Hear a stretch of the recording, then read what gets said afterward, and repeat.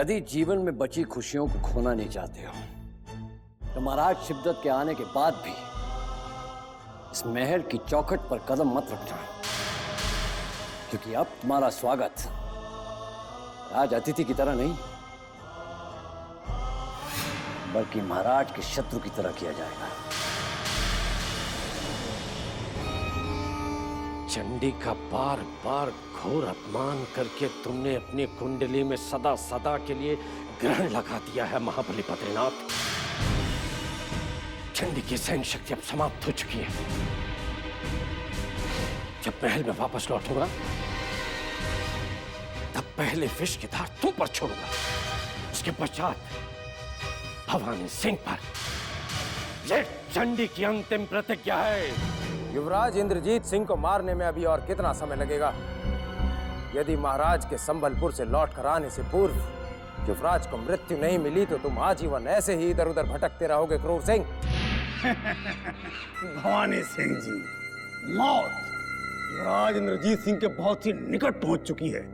बस यूं समझ लीजिए कि चुनारगढ़ के युवराज के जीवन की शिवगढ़ में यह अंतिम रात होगी। यदि तुमने इस कार्य को संभव कर दिया तो महाराज शिवदत्त के पश्चात शिवगढ़ के इस महल में तुम्हारा सम्मान बढ़ जाएगा। शिवगढ़ की प्रजा तुम्हारी जय जयकार करेगी और शिवगढ़ के इतिहास में क्रूर सिंह का नाम स्वर्ण अक्षरों में लिखा जाएगा। शिवगढ़ की प्रजा हमारी जय जयकार करेगी, हमारा नाम स्वर्णाक्षरों से लिखा जाएगा। भवानी सिंह जी, इतना सारा सम्मान और इतनी सारी खुशियां हम कैसे संभाल पाएंगे? जितनी खुशियां तुमसे संभाली जाएं क्रूर सिंह, उतनी संभाल लेना। बाकी की अपने बुद्धिमान अंगरक्षकों नाजिम और अहमद को दे देना। किंतु अभी शीघ्र बताओ कि युवराज को मृत्यु के घाट उतारने की क्या योजना बनाई है तुमने? भवानी सिंह जी, योजना तो बड़ी ही घातक है। आज रात्रि के भोजन का पहला निवाला ग्रहण करते ही युवराज का सारा शरीर नीला पड़ जाएगा, क्योंकि उस भोजन में काले भयंकर सर्प का विष मिला हुआ होगा, जिसे खाते ही युवराज के प्राण तत्काल निकल जाएंगे। हमें तुम्हारे जैसे महाबली और महाबुद्धिमान से यही आशा थी क्रूर सिंह, किंतु युवराज के भोजन में विष मिलाने का यह असंभव कार्य करेगा कौन? भवानी सिंह जी, महायोद्धा क्रूर सिंह ने अपने जीवन में सारे असंभव कार्य ही किए हैं, संभव कार्य कभी किए ही नहीं। जिस प्रकार विष को काटने के लिए विष का प्रयोग किया जाता है, उसी प्रकार युवराज इंद्रजीत सिंह को मारने के लिए हमने ये कार्यभार उसे सौंपा है, जिसकी नियुक्ति युवराज की जीवन की सुरक्षा के लिए की गई है।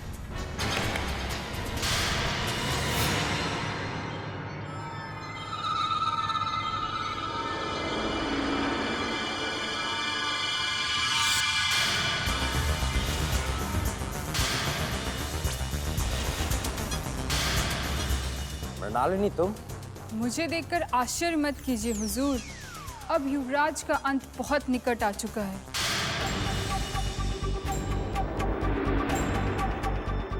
हमें अति प्रसन्नता है कि युवराज का जीवन अंत करने के लिए क्रूर सिंह ने तुम्हारा चयन किया है, किंतु आश्चर्य है, बद्रीनाथ के स्वामी भक्त होने के पश्चात तुम क्रूर सिंह के साथ आकर कैसे मिल गई?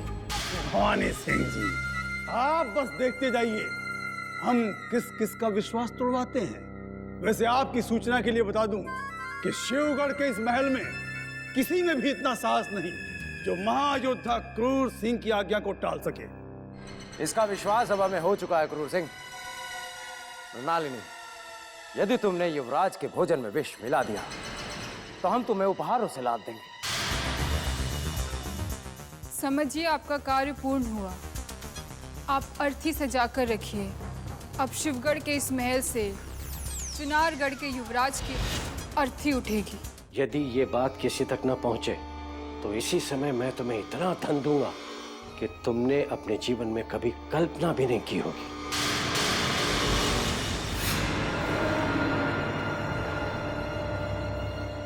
मैं समझी नहीं। मृणालिनी,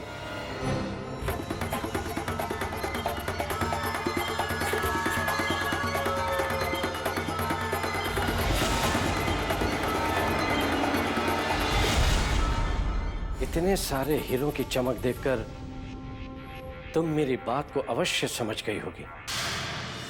मैं जानता हूं कि अपने बूढ़े बीमार माता पिता को जीवित देखने के लिए अति आवश्यकता है।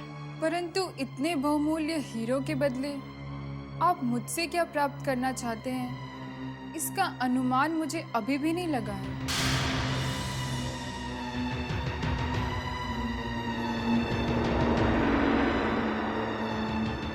यदि अतिथि युवराज का जीवन महाराज शिवदत्त के लौटने तक सुरक्षित बचा रह गया तो तुम्हें अनुमान से अधिक हीरे जवाहरात का खजाना प्राप्त हो सकता है। आश्चर्य है, कोई उस अभागे युवराज को मरवाना चाहता है तो कोई उसे जीवित रखना चाहता है। पता नहीं मौत की इस लड़ाई में युवराज का क्या होगा। मृणालिनी, क्या सोच रही हो? ये कार्य तुम्हारे लिए बहुत मुश्किल नहीं है, क्योंकि युवराज की सुरक्षा में महाबली बद्रीनाथ भी है। तुम अकेले नहीं हो। अब युवराज को बचाना तो मेरा कर्तव्य है। आप चिंता मत कीजिए, युवराज तक तो अब किसी का साया भी नहीं पहुंच सकता। मुझे तुमसे यही आशा थी। अब मैं चलता हूं, क्योंकि किसी ने मुझे यहां देख लिया तो अनर्थ हो जाएगा। बस युवराज की सदा निगरानी रखना। यदि उन्हें किसी बात का कष्ट हुआ तो उत्तर दिशा की सीमा पर बने कुटिया में मुझे तुरंत सूचित करना, ठीक है?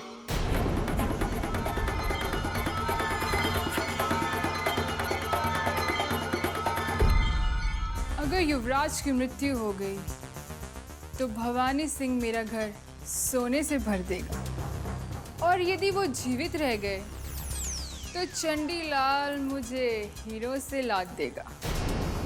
समझ में नहीं आता कि किसे छोड़ूं और किसे अपनाऊं।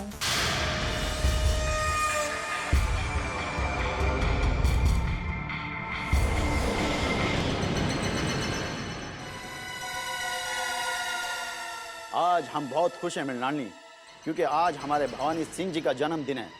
ये लो, जी भर के मिठाई खाओ। भगवान करे ये दिन बार बार आए। लगता है आप सारे महल में मिठाई बांटते आ रहे हैं शेर खान। बिल्कुल ठीक पहचाना तुमने। बस अब हमारे युवराज को मिठाई खिलाना बाकी रह गया है, लेकिन तुम्हारे अलावा उनके कक्ष में जाने का हक किसी और को नहीं है। तो ये लो, तुम ही जाके उनको मिठाई खिला दो। क्या तुम जानते नहीं, अतिथि युवराज के कक्ष में महल के रसोई में बने भोजन के अलावा कुछ भी वस्तु पहुंचाना वर्जित है? जानता हूँ, लेकिन भवानी सिंह जी के जन्मदिन की खुशी में अगर ये नियम टूट भी गया तो तुम पर कोई मुसीबत नहीं आएगी। लेकिन एक बात याद रहे, ये मिठाई किसी ऐरे गैरे की नहीं, बल्कि भवानी सिंह जैसे महान योद्धा के जन्मदिन की खुशी में बांटी जा रही है। ये लो, हम चलते हैं।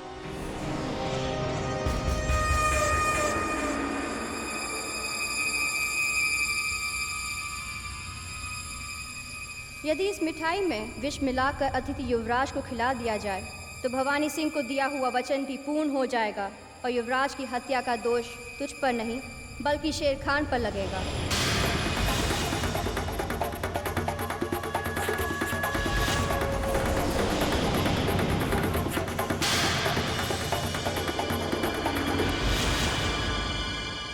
ये क्या हो रहा है? मृणालिनी मिठाई में जहर मिला रही है। इसका मतलब है ये भी किसी से मिलकर युवराज को मारना चाहती है। बहुत अच्छा हुआ, जाने अनजाने में मृणालिनी ने मेरा काम और भी आसान कर दिया।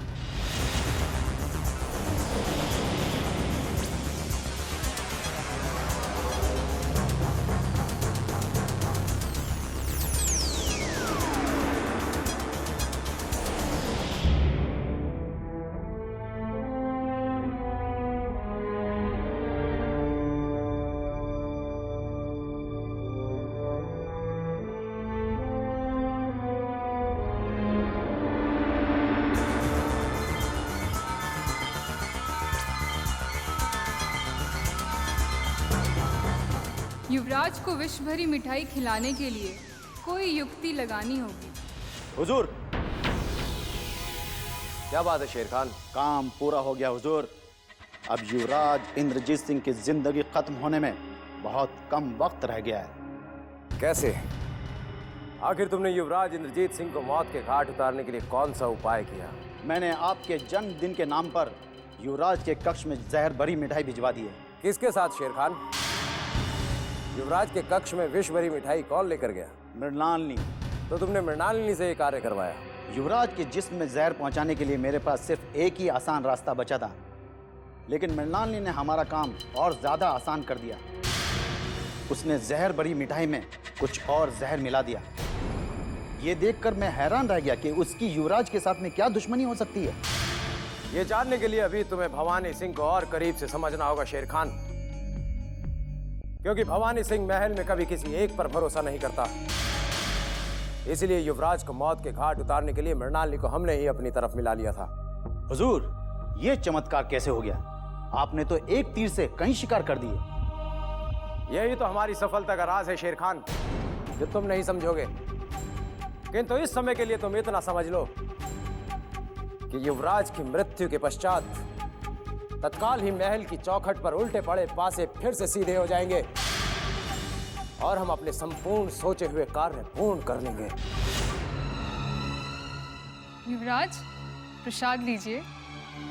किस खुशी में प्रसाद बांटा जा रहा है मृणालिनी? आज शिव की महापूजा है युवराज, उसी उपलक्ष्य में आज प्रसाद बांटा जा रहा है। इसे ग्रहण करते ही आपके सारे कष्ट दूर हो जाएंगे।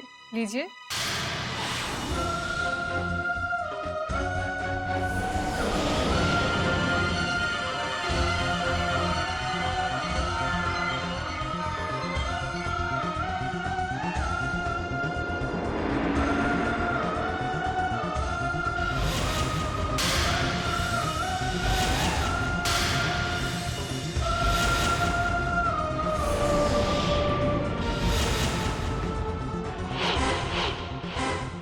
आप रुक क्यों गए युवराज?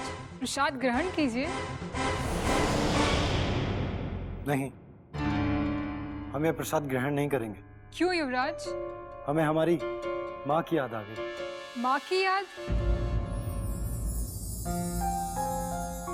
हाँ, माँ की याद। हमारी माँ जब मंदिर से वापस आती थी तो इसी प्रकार प्रसाद का थाल लेकर हमारे सामने आती थी और हम अपने हाथों से प्रसाद हमारी माँ को खिलाते थे।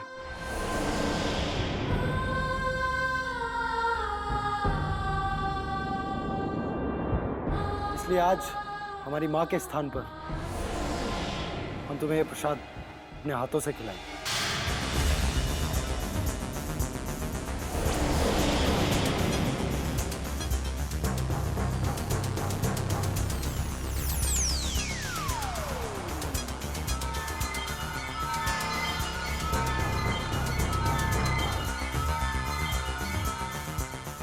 नहीं नहीं नहीं युवराज, मैं प्रसाद नहीं खा सकती।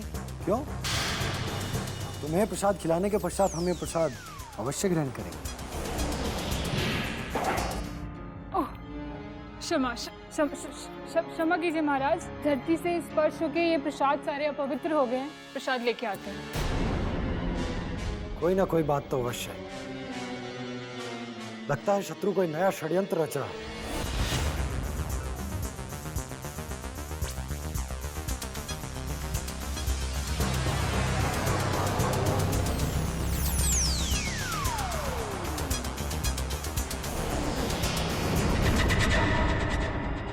लगता है युवराज को विष भरी मिठाई खिलाकर तुमने अपना कार्य पूर्ण कर दिया है मृणालिनी, इसीलिए तुम्हारे चेहरे पर घबराहट के चिन्ह दिखाई दे रहे हैं।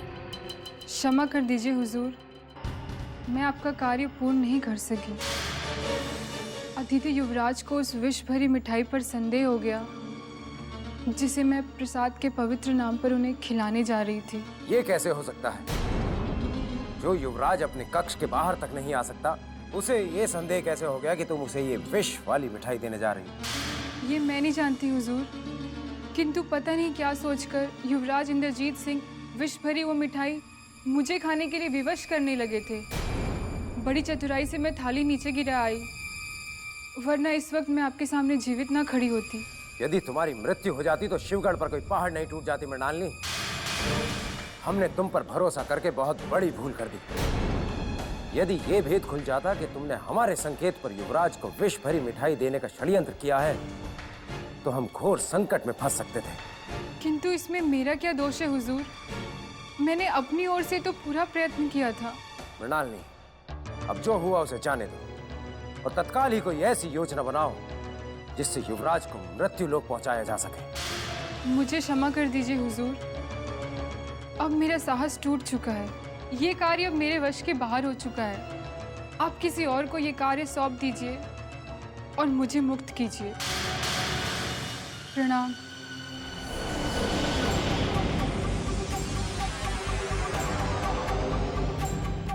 शिवगढ़ में आज तक कभी किसी ने भवानी सिंह के आदेश को ठुकराने का दुस्साहस नहीं किया।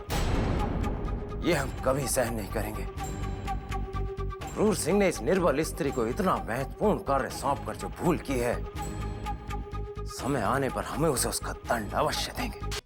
11 दूना 22। क्या है महायोद्धा क्रूर सिंह की ख्वाहिश? यही ख्वाहिश है कि इंद्रजीत सिंह की मृत्यु हुई या नहीं। ये शुभ समाचार लेकर अभी तक अहमद नाजिम क्यों नहीं आए? कहाँ मर गए?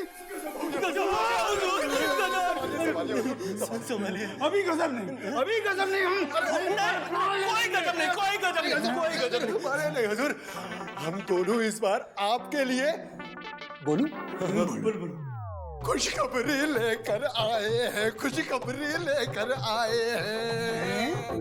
अहमद नाजिम हुजूर, आज सूरज क्या पश्चिम से निकला है? मैं तो विलंब से उठा।